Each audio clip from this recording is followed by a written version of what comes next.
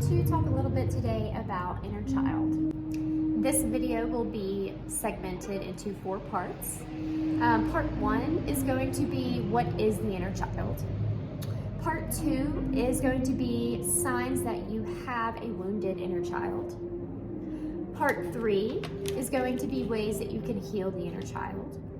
And part 4 is going to be outcomes of healing the inner child. You'll see me and hear me moving my notebook of notes that I have written down and gathered for you guys. So if I'm looking down, that's what I'm doing. So I want to dive into part 1, which is what is the inner child? The inner child, it is lived experiences from early to mid adolescence. This is, for example, if you were consistently denied communication, proper communication rather, as a child, chances are in your current relationships, friendships, romantic or platonic, you have difficulty in the communication field. You know, you may have issues really saying what you feel or creating these outcomes that haven't even happened yet in your head. So the majority of your relationships, you probably deny communication because you were denied it as a child. If you were raised to, just work to live, you were raised to have this 9-to-5 job, that's all we do is we work, we live, that's how it goes. You may now have trouble with transitioning into your life path, your life calling, because it goes against what you were taught as, a young adolescent. So the inner child is basically who you've been conditioned into being up to this point, and it affects us every single day, every single day, whether you realize it or not. So the inner child is basically who you were raised to be. Now we're going to go into part 2, which are signs that you have a wounded inner child. One sign is a fear of being alone or abandonment issues. Okay, feeling like you have to have someone, or you may just go crazy, you'll be too lonely, just abandonment overall. Another sign is you may have trouble setting boundaries, whether this means setting boundaries with yourself and the thoughts and processes that you're allowing yourself to forego, or whether this be setting boundaries, saying no to people. Speaking of, you may, part of your signs may be that you're a people pleaser. You focus purely on pleasing someone else rather than yourself and your higher self. You kind of put everything else to the side and focus on other people. Another sign could be that you don't express emotion. You may say, oh, I'm just somebody who doesn't really express how they feel. That is just a wounded inner child. Emotions are very important, and you were probably 9 times out of 10 just denied feeling and talking about your emotions. Another sign that you could have some wounded inner child to tend to is that you're prone to addiction.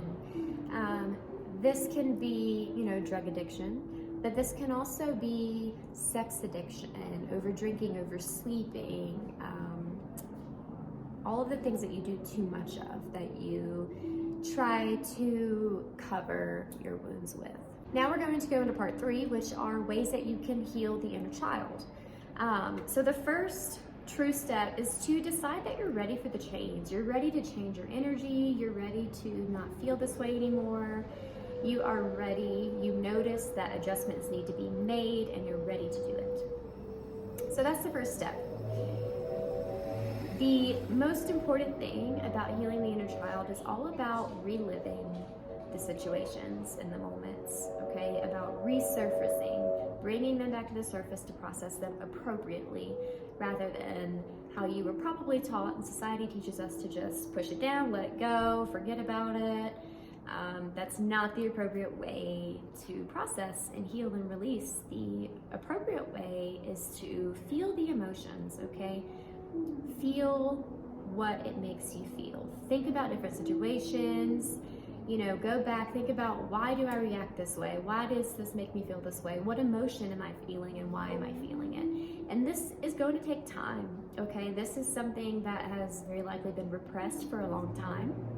So it's going to take time to continue to dig it up, and you're going to have to feel these feelings over and over until you can truly process and understand them. So speaking of emotions being repressed, I get the question a lot of times, well, what if my childhood was so traumatic?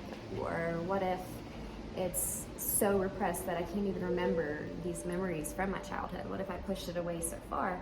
So that is super common. That is perfectly normal, especially if you did have a traumatic childhood, and whatever traumatic means to you. You know, that is very common. It takes patience, and it takes, just like I said, deciding that you're ready. You can resurface anything that you want. You could resurface past lives if you wanted, but that's another conversation. This simply means that you have to choose to take the time to do this. You can visit different childhood places, you know, whatever it is that you can do to spark the memory, and you have to just want to spark the memory. That's what's important. So talk to your friends, talk to childhood friends. If you can talk to your parents, even if they don't want to talk about it, let it trigger you. You need to be triggered a lot of times when you are repressed, so that you can, you know, go through those emotions and those feelings. We're going to move into the last and final part of this, part 4, which is the outcome of healing the inner child. The best outcome, the main reason to do this is because you will get a renewed sense of self. You will be able to break out of these patterns and these conditioning beliefs and thoughts and all of these conditioned things that you have built yourself and your inner child has built yourself into being. You are just going to be able to just learn to be your higher self and learn to process these all emotions better, not just your past memories, but the ones that are to come, you know, the new situations that will arise. You will be able to process appropriately. Another fantastic outcome is relationship improvements. You know, just like I said earlier, in your friendships or romantic relationships, all relationships mostly, you are probably denying communication on one end or the other, or vice versa.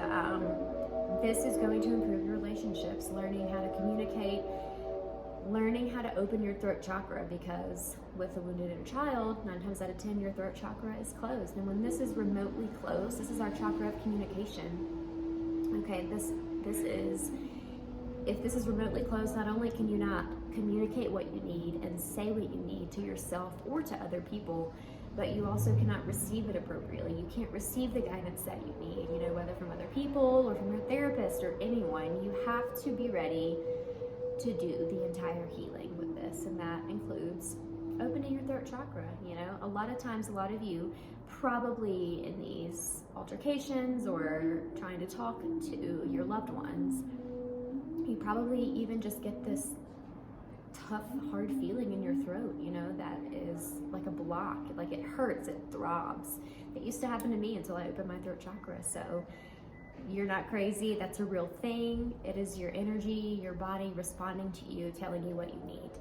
The last outcome that I have here for you of healing the inner child is you get to break the cycle. You know, you became this way and who you are because of your parents and how you were raised, and they taught you to be this way because of their parents. It's ancestral. You get to be the one to break the ancestral cycle. This is fantastic. Thank you so much for watching this video. I hope that a lot of you got different things that you needed from this. Comment below, tell me if you have any other questions, if you need any clarifications, and I will do my best to answer those how I can.